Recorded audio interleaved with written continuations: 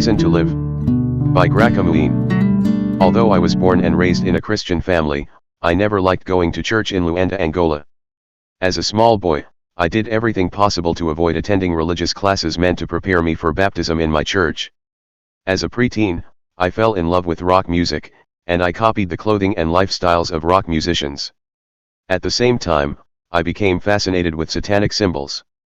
I associated the symbols with superiority and rebellion and drew them all over my body. In high school, my best friend was a goth, and I adopted a gothic lifestyle, wearing black clothes and painting my fingernails black. My friend also loved rock music, and he decorated his bedroom with rock music posters and satanic symbols. Soon I got into alcohol and marijuana. I advocated atheism and openly declared that Jesus was a myth. As a teen, I started playing rock music, and I met a fellow musician who claimed to have made a pact with the devil. I liked the idea, and one night I told Satan that he could have my soul in exchange for musical success. But then my life fell apart. My mother abruptly died, and my father, an alcoholic, drank even more. As the oldest of 4 brothers, responsibility fell on me to care for the family. I felt like I was suffocating under a load of impossible problems. Amid this crisis, I made a promise to myself to never drink or smoke again. I began to pray to God, and I left the music scene. I began to date a woman who introduced me to the Seventh-day Adventist Church, and we attended Sabbath worship services. After we broke up, I reconnected with old friends and quickly returned to my old habits. However, I wasn't happy. Many nights I fell asleep drunk or high on marijuana. Thoughts of suicide filled my head.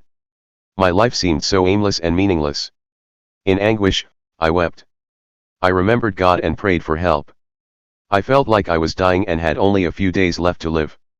I told my new girlfriend about my distress, and she mentioned my name to a cousin.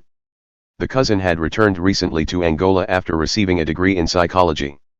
The cousin also had become an Adventist while studying abroad.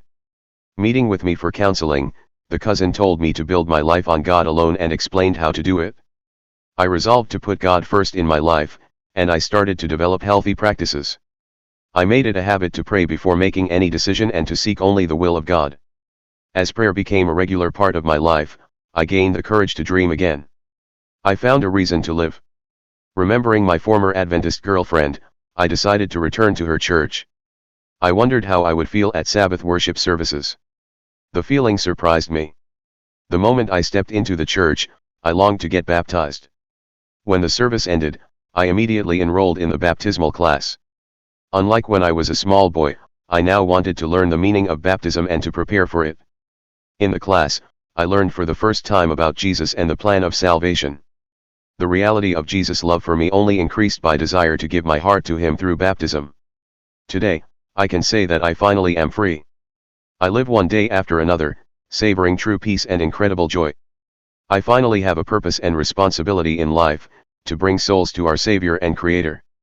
I once used my influence to lead souls to hell, but today I use it, with Christ's help, to lead souls to heaven. Part of this quarter's 13th Sabbath offering will help open a Seventh-day Adventist school in Graka's hometown of Luanda, Angola. Thank you for planning a generous offering.